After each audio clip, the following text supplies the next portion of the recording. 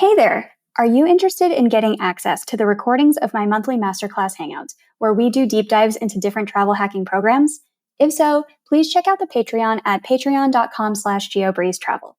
Patreon members will also get to vote on the charity of the month, because in case you didn't already know, all of the Geobreeze travel income gets earmarked for donations to different nonprofits. That includes the income from the monthly hangouts, coaching services, and credit card affiliate signups. Links to all of those are available in the show notes. This week's Patreon shout out goes out to Victoria. Thank you so much for being a part of the Geobreeze Travel Patreon community.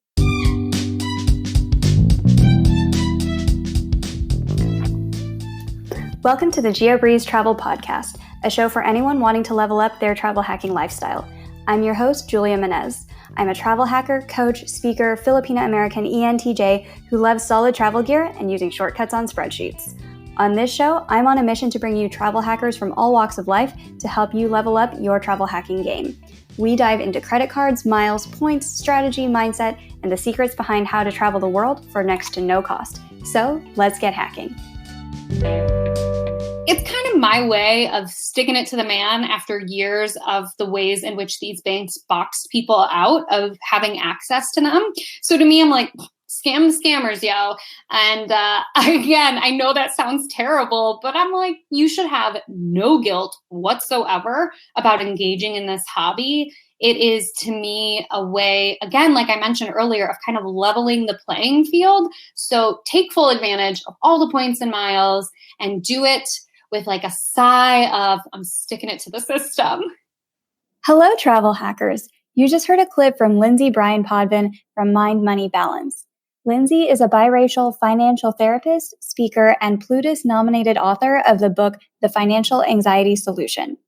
In her therapy practice, Mind, Money, Balance, Lindsay uses shame-free financial therapy to help people get their minds and their money in balance. She lives with her partner and their dog in Michigan. In today's episode, we talk about how some of the financial anxiety problems that Lindsay sees in her financial therapy practice can cross into the points and miles space. In case you have ever had the feeling that you weren't, quote, good enough at this hobby, or you feel ashamed about your redemption value, or you just feel anxious about credit cards in general, this episode is definitely for you. And if you would like to talk to a travel hacking coach about how to get your points and miles strategy in line, I offer free 30-minute coaching calls.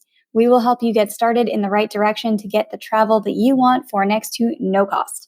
You can sign up for a time to chat at calendly.com/geobreeze or check out the links in the show notes. And now, on with the show. Hey, Lindsay, welcome to the Geobreeze Travel Podcast. Hey, Julia, I'm happy to finally chat with you.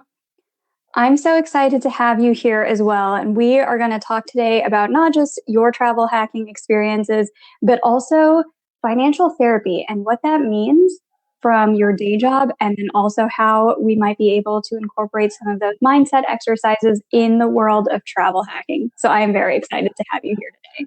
Yes, likewise. So before we jump into all of your different travel hacking tips, your financial therapy tricks, tell us a little bit about yourself. What's your background and how did you get into the hobby of travel hacking as well into a profession around personal finance? Yeah, so I got into financial therapy because my background is in clinical social work. So I'm a traditionally trained therapist, and I'd specialized in depression and anxiety. And then just in my own life had experienced a unique relationship with money. I come from a very privileged financial background and went into the field of social work. And so in one sense, I had a ton of financial privilege that afforded me the ability to finish school without any student loans, which is really pretty much unheard of. And I did have pretty good access to the basics of financial literacy.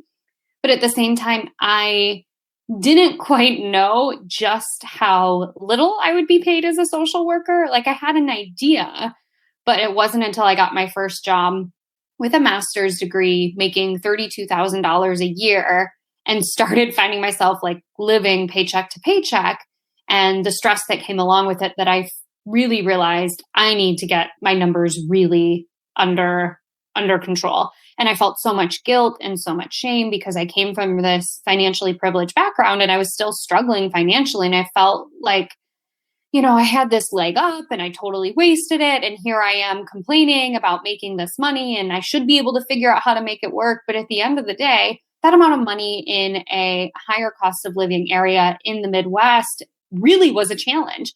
And when I ran the numbers, I realized I was earning less as a social worker than I was as a waitress. And that was when it really kind of had this aha moment of, yes, you need to save money and you need to be cognizant of how much you're spending, but a better choice or a quicker choice is to earn more money.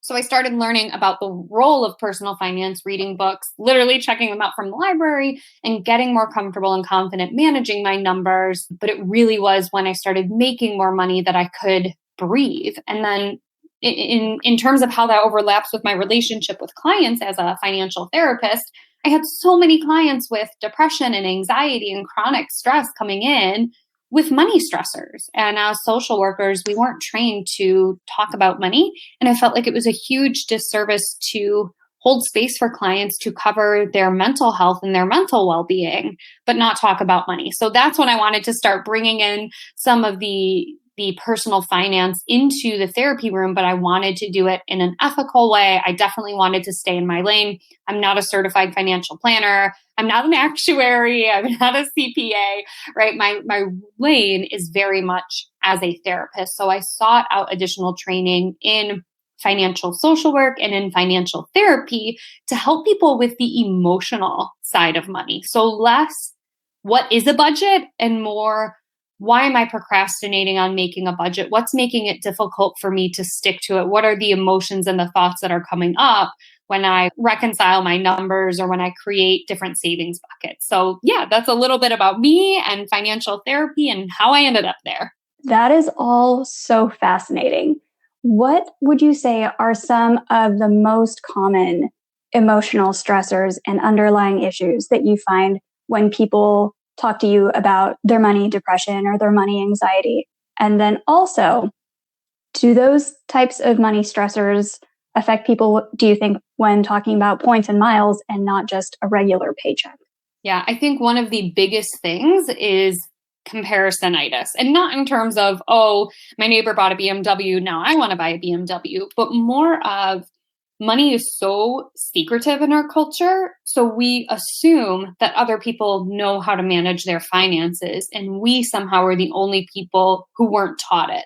And we can only compare our finances to our neighbors and folks in our community by guessing. So we can guess, okay, they've got a Beamer, they've got a nice house, they took a nice vacation.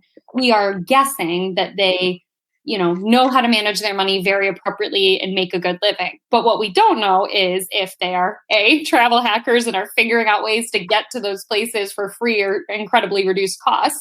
We don't know if they are living in incredible amounts of debt. We don't know how much financial privilege they had, or if they had a leg up in terms of, a family member helping out with the down payment on a house or paying for their college education. So we are comparing ourselves to others, but we don't really know what we are comparing them to. So when it shows up in the therapy space, it often sounds like, oh my gosh, I'm so far behind, or oh my gosh, I don't know what I'm doing. I feel so dumb, et cetera, et cetera. And it's that shame that then kind of bleeds into financial anxiety, which is worrying about your money in terms of worrying about, am I doing enough? Am I doing it the right way? Or procrastinating on money. Like we're so anxious, we're going to get it wrong. So we just don't start at all. So it kind of bleeds into that. And I would say, yes, of course, that bleeds into the travel hacking community. I know for me, I had to be really cognizant about the content I was taking in because I didn't want to travel the certain way that certain people were talking about. And I had a lot of guilt and shame of like, oh, I totally messed up that redemption. I'm not doing this the right way. And it's like, no. Just like personal finance is personal, so is, or so should be travel hacking, right? You don't need to go to the Hyatt Paris Vendome if that isn't the way you like to travel. And on the flip side, you don't have to worry about getting a Southwest Companion Pass if you'd rather fly in business. So I think it comes back to comparing yourself with others, but you don't really have a good sense of what you are comparing to. I love all of that. I love everything that you said about the comparing game because it happens so much, both in regular money and in travel hacking, where you see somebody else say they earned millions of points and miles this year. So maybe you're doing something wrong, or somebody else was able to get $17 per point or something ridiculous because they knew every trick in the book. So maybe you're doing something wrong. And we just run into that over and over again. And one of my key missions with this podcast is to show there's so many different ways to live a travel hacking lifestyle. And I know that you're doing the same with your podcast, which is about different ways that people can approach therapy. Is that correct? Yeah, my podcast is called Mind Money Balance, and it's still kind of getting its footing. So I've decided on seasons. One of the benefits of being a social worker is there's a lot of diversity in the way that you can practice. And so I feel like my podcast kind of follows that. The first season really focused on couples and money. And the second season, which we're getting close to wrapping up right now, is all about therapists and money, because therapists in particular have soaked up the message that it's not possible to be a good therapist and care about money, or you can't charge, or you'll be turning away clients, or the only way to be accessible is to slide your scale. So we've soaked up a lot of those messages that are really incredibly harmful.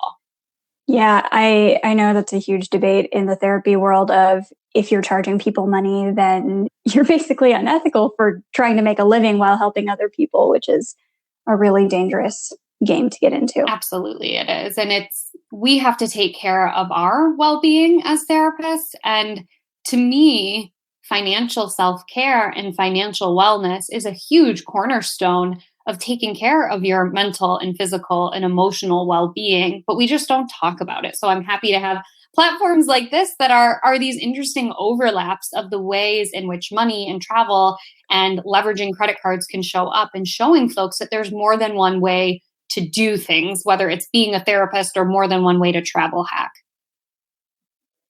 Absolutely. And I know that your channel is also very vocal about uplifting BIPOC communities, underrepresented communities, immigrant communities. And I'm trying to do that as well with travel hacking. But can you talk a little bit about some of the unique challenges that would face these different communities, both in the sense of points, miles, and also regular finances?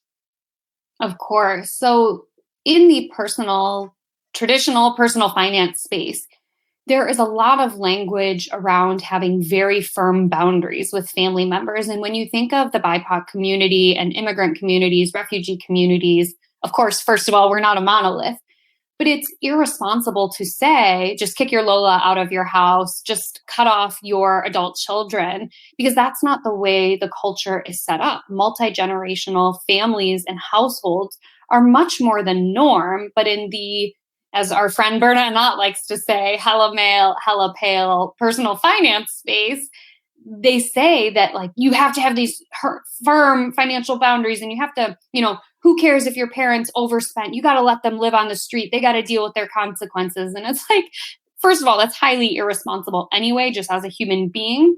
But when you're telling people who are BIPOC, who are immigrants, who are refugees, to kick out members of their family and to not support their family, you're really re-traumatizing them.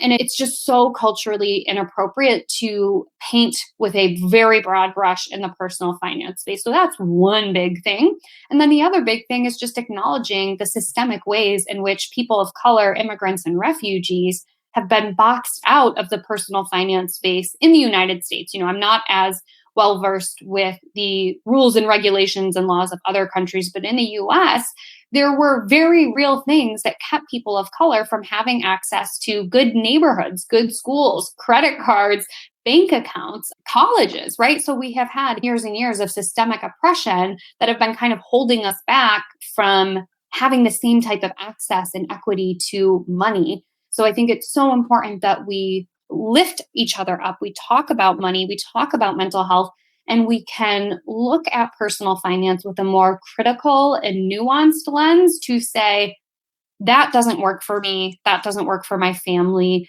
and getting really comfortable with the personal side of personal finance.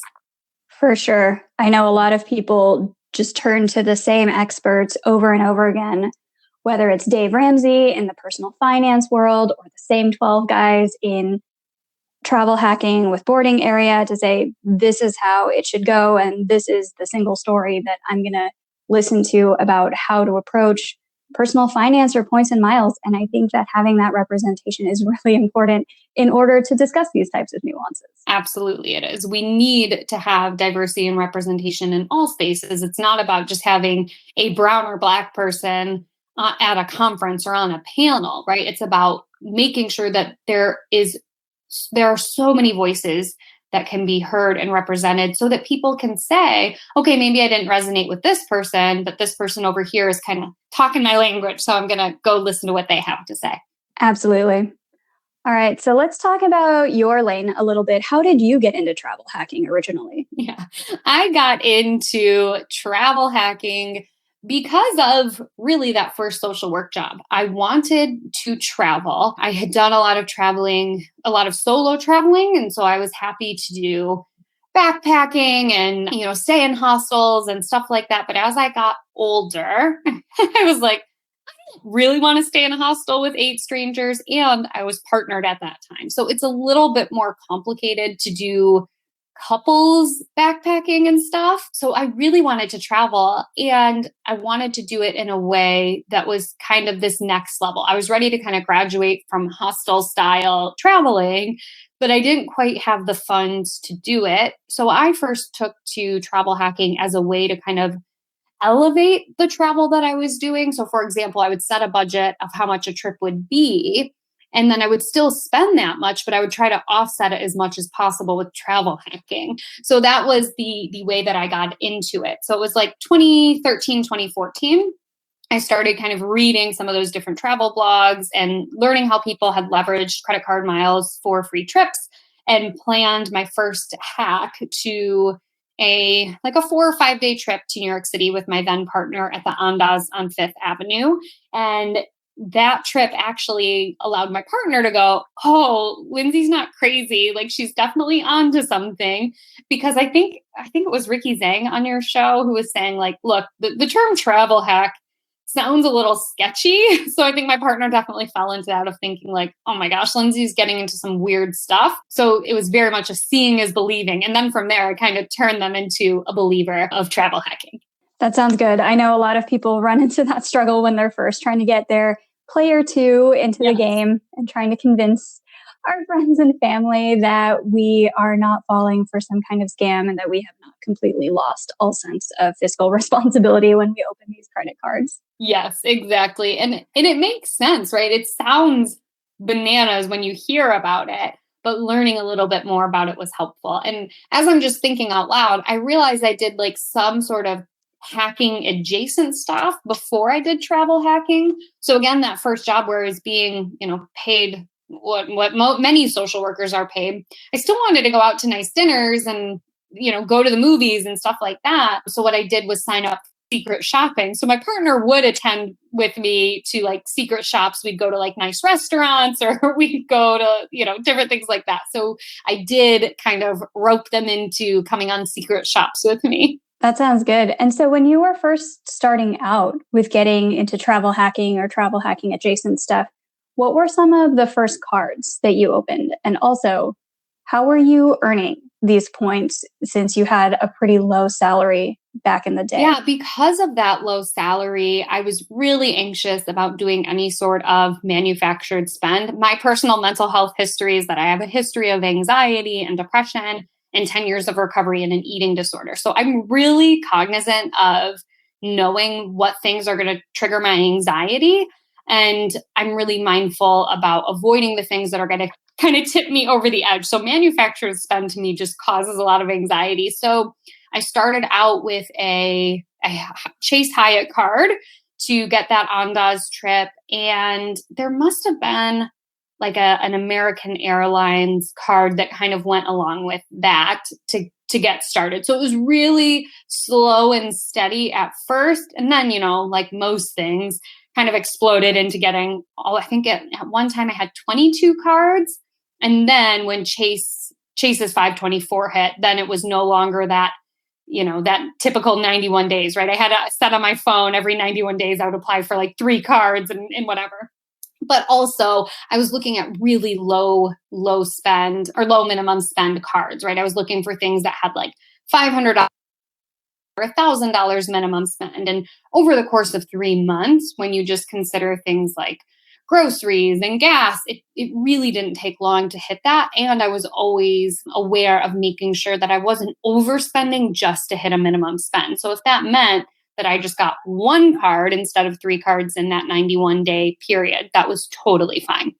I like it. I like how you make sure that you have a set spending plan and that you're very in tune with your different spending habits so that you don't accidentally buy $1,000 worth of random crap on Amazon just to meet the minimum spend. It's probably one of the most important rules when it comes to travel hacking. Yeah, definitely having a plan is incredibly important. Don't just go, oh, there's 100,000 points here and there's 50,000 points there. I'm just going to grab them, because you may end up taking that ding on your credit and not meeting the minimum spend and then having wasted a hard pull for basically nothing.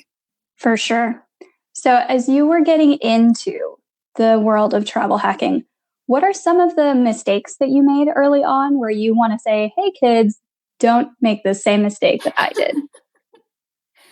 There were so many mistakes. Before I was officially indoctrinated to the world of travel hacking, one of my first jobs was actually in marketing, where I quite literally lived out of a hotel for 8 months. So you can imagine the status and points that I accrued.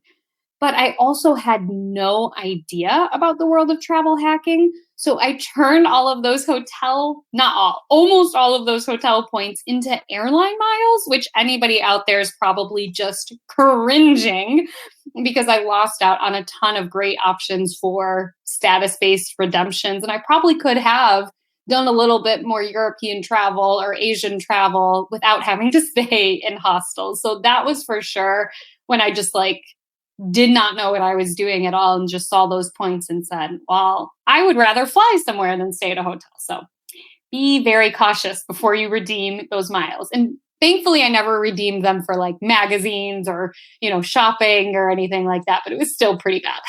I made the cringy face. I know. My face was so cringy. Oh, yeah, that is a really important thing for anybody who's just getting into the game, anybody who's already in the game. Make sure you do the math on what kind of redemption you're going to get, and if that's the redemption value that you want to go for with your different points currencies. So fast forward to today, what is your travel hacking lifestyle like? And I know we're still kind of in the midst of a pandemic, but are you still opening a lot of cards to earn these points? Are you banking up these points to save for a trip that you're planning in the future? What does your travel hacking life look like these days? Right now, it's almost completely on pause. So, Julia, before you invited me on to chat about my travel hacking, I realized I hadn't even looked at my cards since February of 2020. So this is how long it's been since I've been actively hacking, is that I still have everything in on a spreadsheet. I haven't even updated to the new app to track things. And I think it's also important to just know what had happened for me was one of my kind of routines was to read some travel hacking blogs before bed, right? Get onto boarding area and read some of those more frequently posted about things. And then at the start of the pandemic, it just became such a drain. All you were reading about was middle seats removed and another country blocks travel. So I just stopped really actively doing it. That said, the Chase Reserve is kind of my partner and I's everyday workhorse. So we use it all the time. And then I have a business card of the Amex Blue Business. And so I'm using that all the time as well. So it's not like I've just switched to a debit card, but I haven't been actively hacking in the way that I used to. And it's also just giving myself permission to say, hey, that didn't bring me joy for a little while. It's okay that that memory made me sad, and there's no need to force it and push it. Hacking will be there, and I can get back into it. It's very much like riding a bike. So following you, Julia, has been really great because I was able to dabble again in the world of hacking a bit. I think you'd posted, I think it was in February, about the using your Hyatt card to get some miles. And so I was like, all right, I can do that. I can switch it up and use my Hyatt card this month. Sorry, to get some Hyatt points. And so I'm dipping my toe back in. I love that because in the world of points and miles and personal finance, we see the message so often about, or the messages about hustle culture and what the internet has dubbed it as hustle porn, where you hear all of this stuff every day where if you're not getting up at 5 a.m. and then trying super hard and giving up your entire life, then you deserve to not get ahead in life.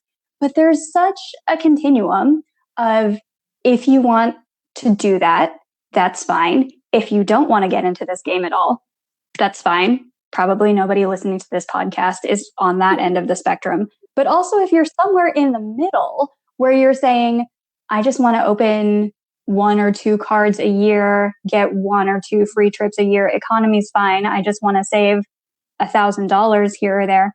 That's fine. And I'm so glad we have somebody on the podcast who's saying, that's fine. It's fine. Yeah, it is. So I want to normalize for anyone who has maybe fallen off the travel hacking wagon that it's okay. And I always go back to whether I'm working with my clients or whether I'm thinking about, something like this is what's your why behind it? What is the reason that you got into travel hacking in the first place? And for me, it was that I knew I didn't want to do hostel travel anymore, but I didn't want to give up travel. How could I bridge the gap to make it work for me?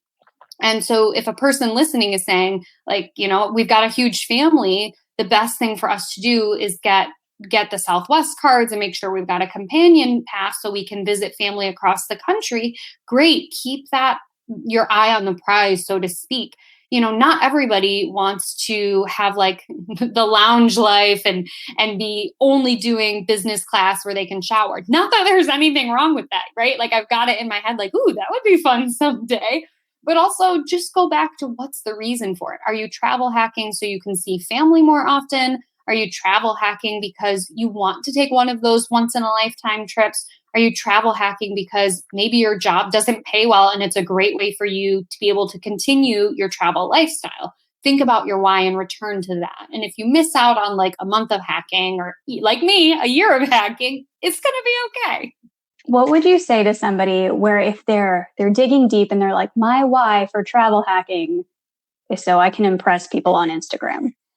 I would encourage them to think about what they think will happen if that comes true. Meaning, how will your life be improved or changed if somebody else follows you on Instagram or likes you on Instagram? And if you don't have a meaningful answer for that, it's probably not a good choice. Meaning, like Julia, for you, I love that you're like, look, this is my hobby. It's so fun for me. And I'm monetizing it for the fun of it, not because I need this to be my lifestyle. And you're super transparent about what you're doing with those funds, and your mission behind it is to connect other people who aren't traditionally seen in this space. So for you, if you were like, hey, I want to get more likes and followers, it's not just for vanity metrics sake. For you, it's to further your mission of including BIPOC and women in the field of travel hacking and expose them to this knowledge. So I would say to them, what's your why behind getting those likes and followers? And if it's just for vanity metrics, it's going to feel incredibly hollow.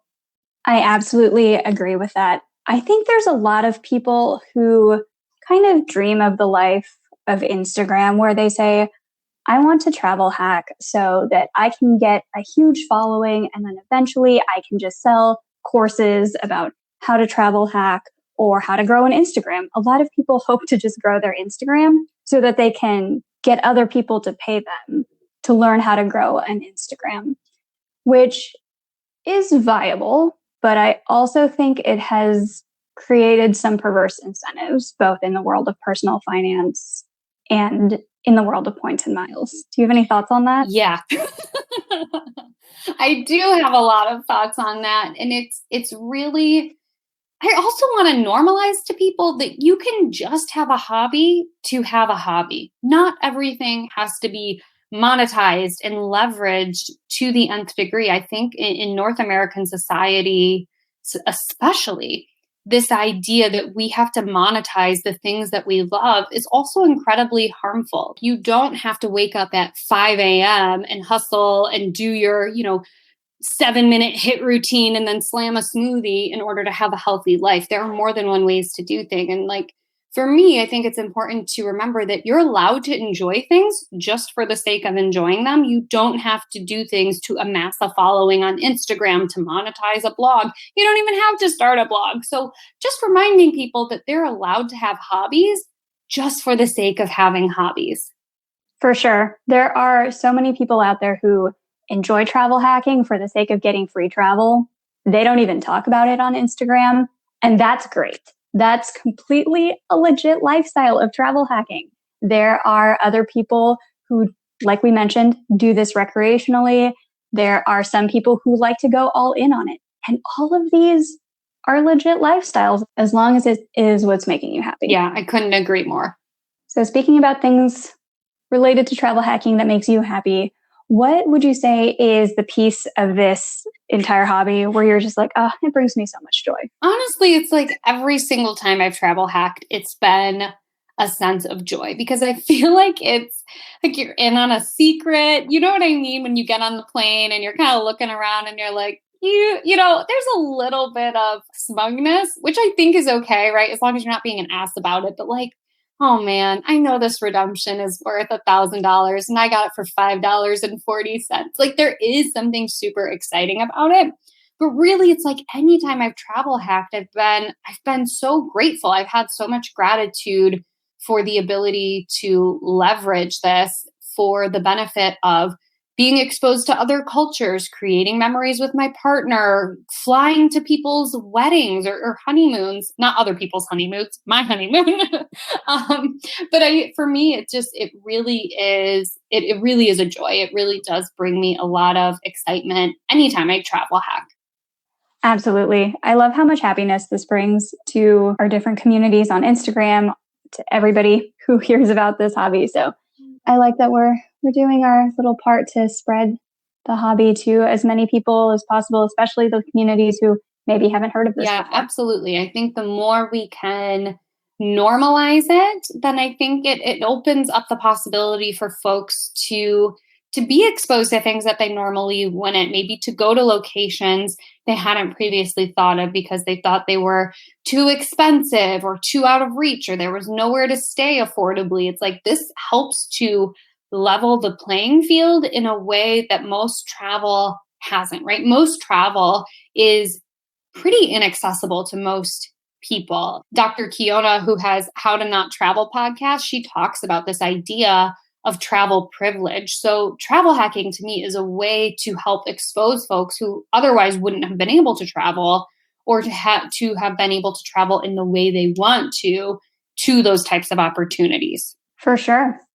And speaking of different opportunities, are there any trips that you are looking forward to right now or that you are planning for when the world fully opens back up? I have a few, and it's really interesting just the way that my mind has shifted over the past year. So I booked my first plane ticket in who knows how long to go to Salt Lake City. Actually, one of my sisters lives out there. Thankfully, my siblings and I are all now vaccinated, but we're sprinkled across the country, and one of our siblings lives in Salt Lake. So we're going to do a nice long weekend there, which will be really fun. And then we'll plan on visiting some friends in New York City. And I've got, just a stack of Hyatt points that I can use. So I might be returning to an Andaz in my near future. But it's really interesting just to go to kind of practice what I preach a little bit about travel hacking, right? Like it doesn't have to be first class ANA to, Argentina. It can be like a regular old ticket just to go see family, or it can be about upgrading a hotel visit in New York to go safely visit friends. So for me, it's almost like really kind of getting back into travel hacking, truly in alignment with my mindset around both money and travel hacking. I'm excited for you to come to New York. Let me know when you're in town and we'll definitely grab coffee or something. I would also recommend checking out the Park Hyatt in New York City. I've heard great things and I am planning a staycation in there with my giant stack of Hyatt points as well. Yes, the Park Hyatt. I totally forgot that it was open. It's been so long since I've been to the city that it was like it was supposed to open when I was there and that it was delayed. So I will have to add that to my list. And for sure, we will connect because I know you're just across the bridge. Absolutely. And as we are wrapping up here, what is the number one piece of advice that you have regarding travel hacking? And I know you've dropped so many different gems throughout this episode, but if you had to sum it all up in one line, what would your piece of advice be? It's going to sound so anarchist, but I promise you that I'm not. But don't feel guilty about taking these points that the banks and credit cards are giving you. It's kind of my way of sticking it to the man after years of the ways in which these banks box people out of having access to them. So to me, I'm like, scam the scammers, yo. And again, I know that sounds terrible, but I'm like, you should have no guilt whatsoever about engaging in this hobby. It is, to me, a way, again, like I mentioned earlier, of kind of leveling the playing field. So take full advantage of all the points and miles and do it with a sigh of, I'm sticking it to the system. I am silently clapping so much. I absolutely love that. Wherever anybody's like, don't you feel like you're being a little bit unethical of making travel more accessible to people who previously have been a little bit underserved and underprivileged by telling them about this travel hacking hobby and spreading it to all these underrepresented communities? Nope. Yeah, exactly. I think you are doing, the Lord's work to be a little over the top about it. Oh, thank you so much. And one of the things that I like to do with the end of this podcast is do some kind of travel or money shout out to somebody else in, whether it's the travel points world or something else. Who would you like to give your shout out to today?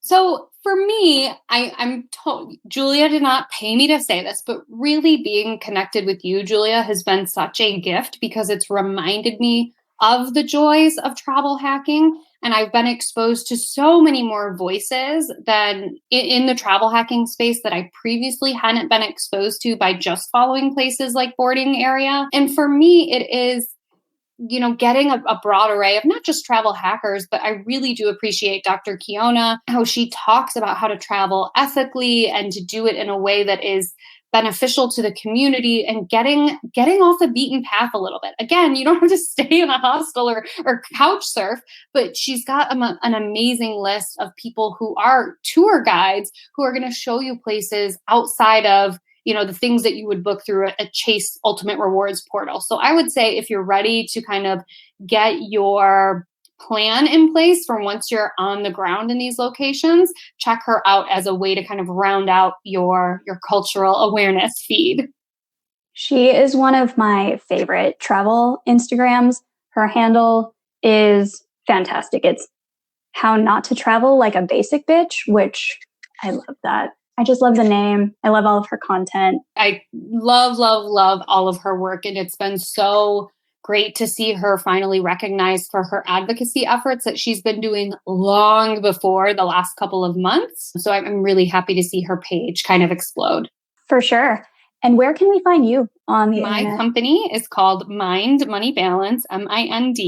I am at Instagram. My website is of the same name, and so is my podcast. So mindmoneybalance.com or over on Instagram at that handle.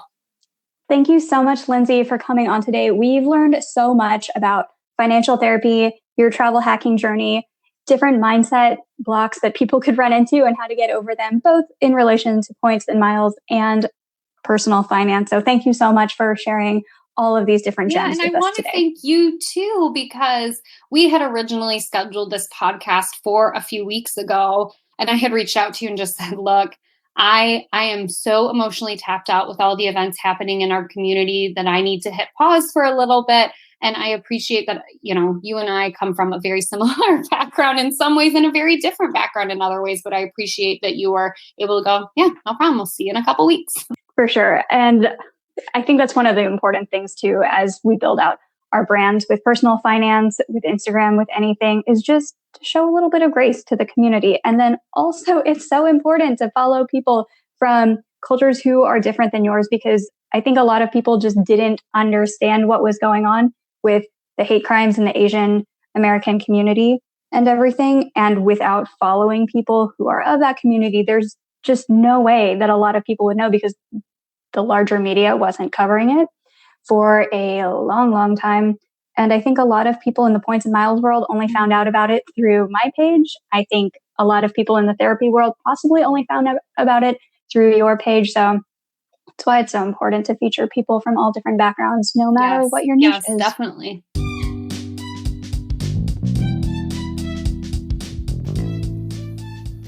Thank you so much for listening to today's episode of the Geobreeze Travel Podcast. If any of the cards mentioned in today's episode piqued your interest, please use the links in the show notes to apply to support the show. Additionally, it would mean the world to me if you could subscribe to this podcast, leave a 5-star review, and share it with a friend. And if you would like to make even more travel hacking friends, please sign up for the Patreon to access our monthly masterclass hangouts. We dive deep into a particular program each month, and you'll get to ask all of your travel hacking questions and enjoy being around other people who enjoy points and miles just as much as you and I do. If you would like an invite to the next one, head over to geobreezetravel.com/hangouts to sign up to be on the invite list. Take care and happy travels.